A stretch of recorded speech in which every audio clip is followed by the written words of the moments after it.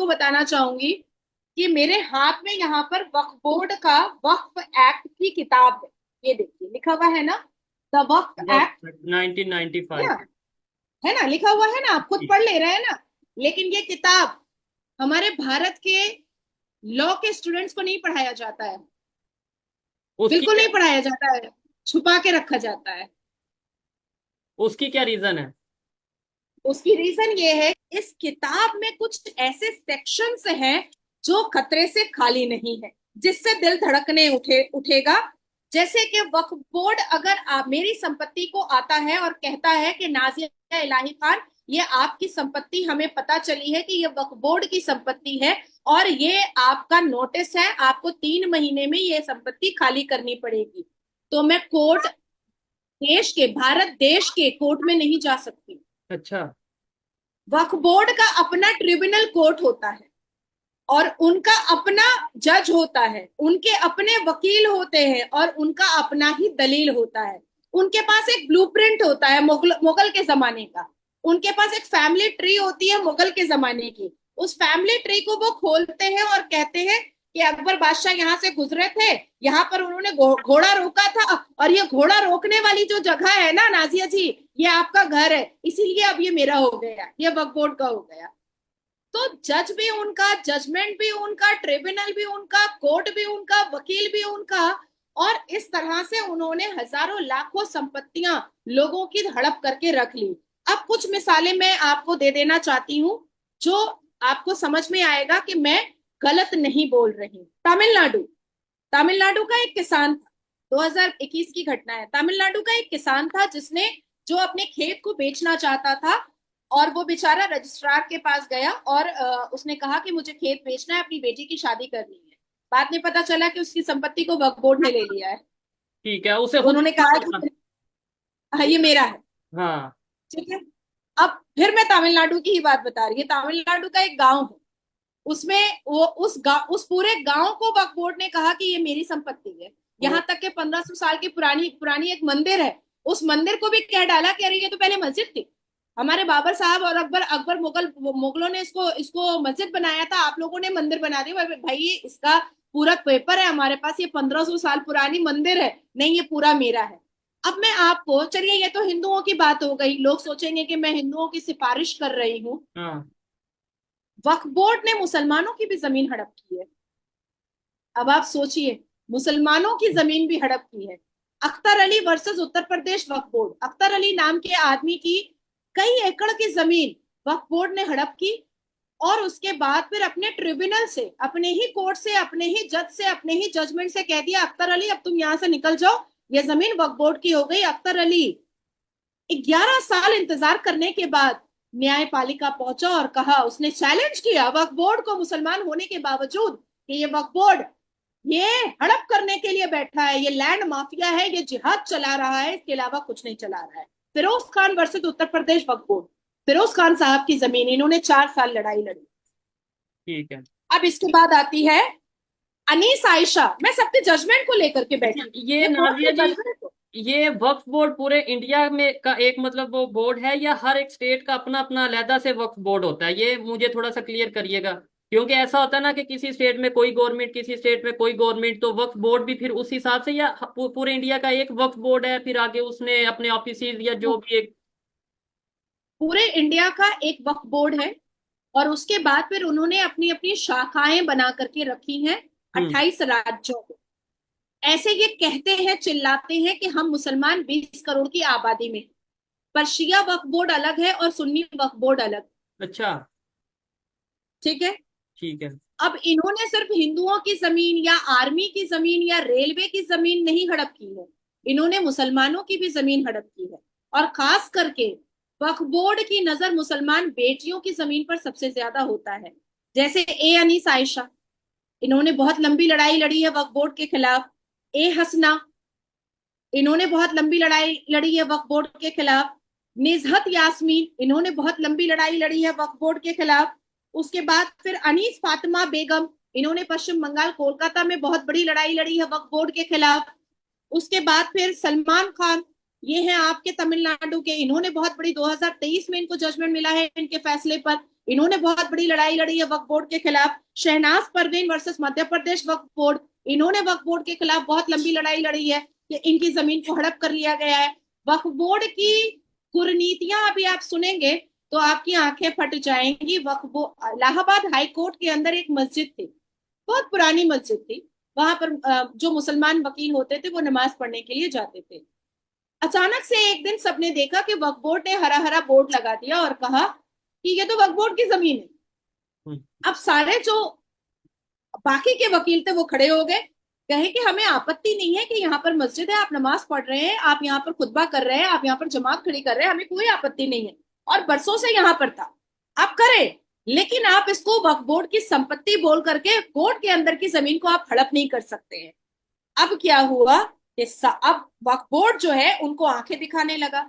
आंखें दिखाने लगा तो वकील भी भाई वकीलों से आंखें दिखाकर और उंगली उठा करके बात कभी नहीं किसी को करना चाहिए। अब उन्होंने एक याचिका दायर कर दी और याचिका में इलाहाबाद हाई कोर्ट के जज ने कहा कि भैया अब तुम ये मस्जिद ही हटाओ। अब वक्फ बोर्ड वाले अकड़ गए, बोले नहीं, हम तो, ये तो वक्फ बोर्ड की जमीन है, हम तो हटाएंगे ही नहीं, हमारे तो मुगलों ने छोड़ करके गए हैं ये जमीन। ये मामला चला गया सर्वोच्च न्यायपालिका, मतलब भारत के सबसे बड़े honourable supreme court of India में। सुप्रीम कोर्ट ऑफ इंडिया ने जब इंटरवीन किया तो सुप्रीम कोर्ट ने कहा बेटा हटा लो मस्जिद, इज्जत से हटा लो, क्योंकि अब तुमने गलत कर दिया। तब जा करके वक्फ बोर्ड ने एक रिक्वेस्ट की याचिका डाली और कहा कि ऑल्टरनेट में हमको कोई जगह दे दीजिए मस्जिद बनाने के लिए। तो ये तरीका होता है वक्फ बोर्ड वालों का वक्फ की जमीन को हड़पने का, और इसको चलाने वाले मात्र 200 लोग हैं पूरे भारत में, मात्र 200 लोग।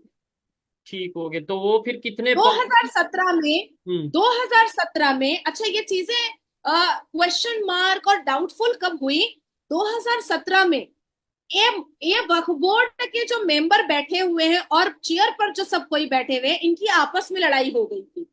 आपस में लड़ाई कैसे हुई कि कुछ मुतवल्ली, आप तो समझ रहे हैं मुतवल्ली, लेकिन भारत के व्यूअर्स को समझाने के लिए, मुतवल्ली मतलब मैनेजर, उसने क्या किया था कि मुतवल्ली मैनेजर ने कुछ संपत्तियों को बेच डाला अपने पर्सनल इंटरेस्ट के लिए, अपने पर्सनल फायदे के लिए। कुछ मुतवल्लियों ने वक्फ बोर्ड की संपत्ति में घर बना करके अपनी बेटी को जहेज में दिया।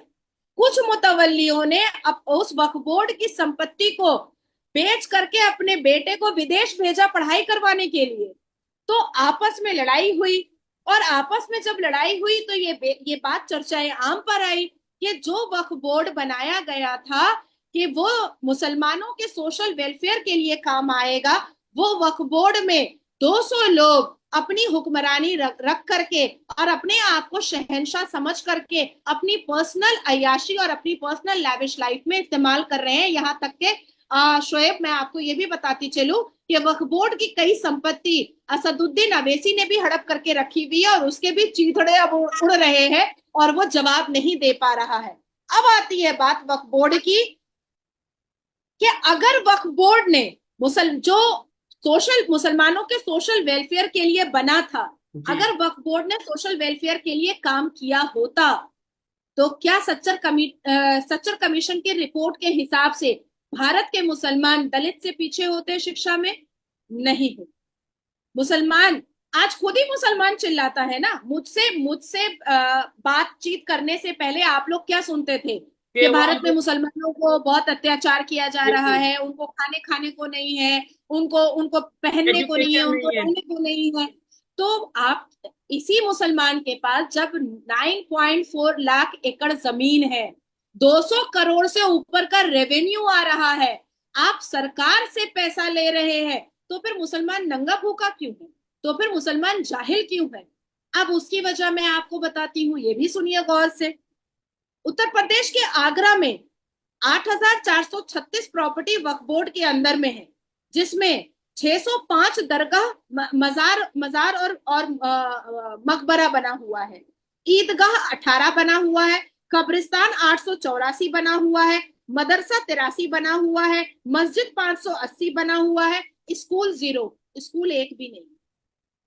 अच्छा, ये मैं पूरे डेटा लेकर के बैठी हूँ। ठीक है, लेकिन अब मेरे ख्याल से जिस तरीके से अब लोग खास तौर पे अगर हम बात करें एजुकेशन की अहमियत को जानने लगे, मेरे ख्याल से अब थोड़ा ये चेंज आता नजर आएगा आने वाले टाइम में। नादिया जी, इधर दो चीजें हैं, एक मेरे पर्सनल माइंड में भी क्वेश्चन आया है और शायद बहुत से लोगों को खास तौर पे पाकिस्तान से माइंड में आएगा जब वो ये वीडियो देखेंगे, तो इसलिए मैंने सोचा क्वेश्चन कर लूं। लोग ये सोचेंगे कि यार चाहे यूनिफॉर्म सिविल कोड हो, चाहे वक्फ बोर्ड हो, ये मतलब ये जो से जितने भी पार्लियामेंट के अंदर बिल पेश किए जाते हैं ये मुसलमानों के अगेंस्ट होते हैं, तो इसका मतलब है मोदी गवर्नमेंट मुसलमानों के अगेंस्ट है। लेट्स सपोज आपसे कोई ये क्वेश्चन करता है, आप उसका क्या आंसर करेंगे? यूनिफॉर्म सिविल कोड सिर्फ मुसलमानों के लिए तो नहीं आ रहा है हाँ, शायद, ये तो लेकिन इस देश के जो सभी के एक लिए आ इमेज रहा है। किया जाता है, जो पोर्ट्रे किया जाता है, वो तो यही है ना कि जो यूनिफॉर्म सिविल कोड मतलब मुसलमानों का जो सा वो के खिलाफ है। नहीं, कोई सिख तो नहीं रो रहा है, कोई ईसाई तो नहीं रो रहा है, कोई हिंदू तो नहीं रो रहा है, तो आखिर मुसलमान रो क्यों रहे हैं यूनिफॉर्म सिविल कोड से? ये भी तो वजह जाननी बहुत जरूरी है ना। ये हम्म। वजह ही तो मुसलमान नहीं बता रहे हैं कि वो रो क्यों रहे हैं। भाई सिखों ने तो बोला कि हम स्वागत करते हैं यूनिफॉर्म सिविल कोड का। हिंदुओं ने कहा कि हम स्वागत करते हैं यूनिफॉर्म सिविल कोड का। क्रिश्चियन ने कहा कि हम स्वागत करते हैं, सारे धर्मों ने कहा कि हम स्वागत करते हैं।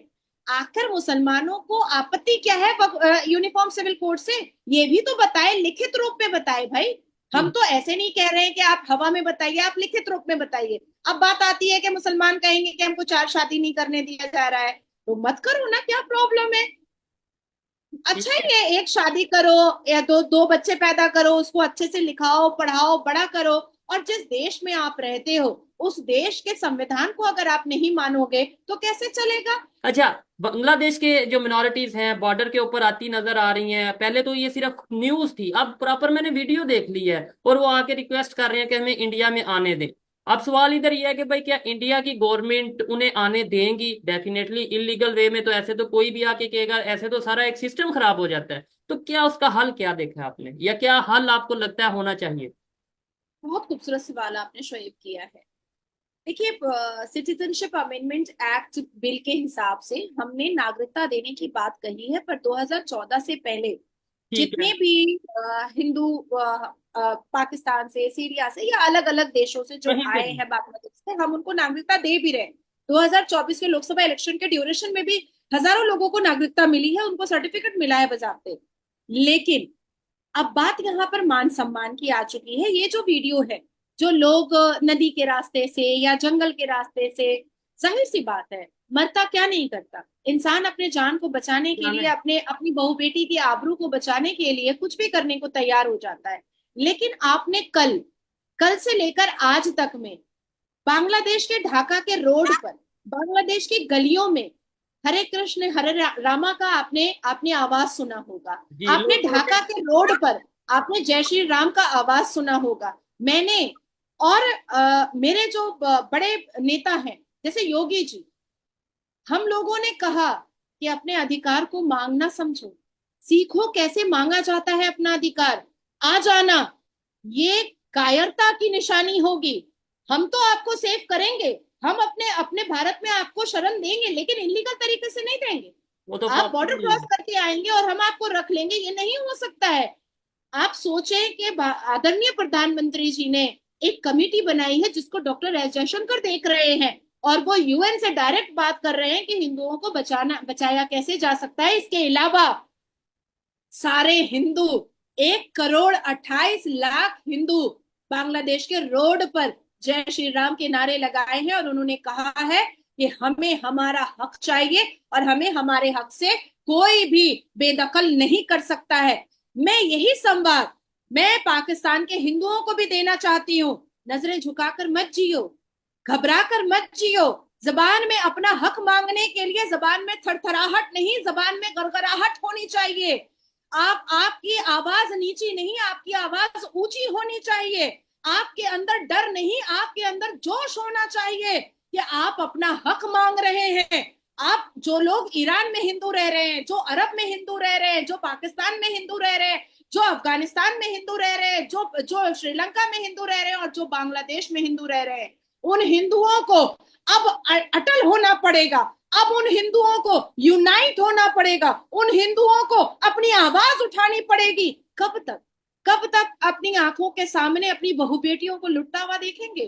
कब तक अपनी मंदिरों को, अपने देवी देवताओं को चूर होता हुआ देखेंगे और टूटता हुआ देखेंगे? इसलिए हमने उनको कहा हम आपके साथ, ठीक है। यूएन को हम आपके लिए खड़ा करेंगे और आप खड़े होइए और अपना हक मांगिए। यहां तक के मैंने राष्ट्रपति को चिट्ठी लिखी है और मैंने यूएन को चिट्ठी लिख करके मैंने मेल भी किया है कि बांग्लादेश में हिंदुओं को कोई तकलीफ ना हो, इसके लिए हिंदू देश वहां पर एक अलग एरिया बना करके दिया जाए जिसकी हिफाजत कोई पुलिस ना करे, बल्कि उसकी हिफाजत मिलिट्री और आर्मी करे, और भारत की आर्मी उस बांग्लादेश के हिंदू देश की हिफाजत करेगी। इसकी जिम्मेदारी मैं ले रही हूँ। ठीक है, इसके ऊपर आपने लास्ट वीडियो में भी डिस्कशन की थी, और मैं इस चीज से जो इन्होंने बोला है कि मिनॉरिटीज चाहे बांग्लादेश के हों, चाहे पाकिस्तान के हों, चाहे कहीं किसी ईरान के हों, सऊदी अरेबिया, दुनिया के किसी कंट्री के भी, इवन इंडिया की भी अगर बात करें, इंडिया में भी जो मिनॉरिटीज हैं, मुसलमान हैं, कोई भी लोग हैं, किसी भी कंट्री के हैं, अपने हक के लिए आवाज उठानी चाहिए, और जो भी किसी भी कंट्री का कानून है उस कानून के मुताबिक आपको काम करना चाहिए।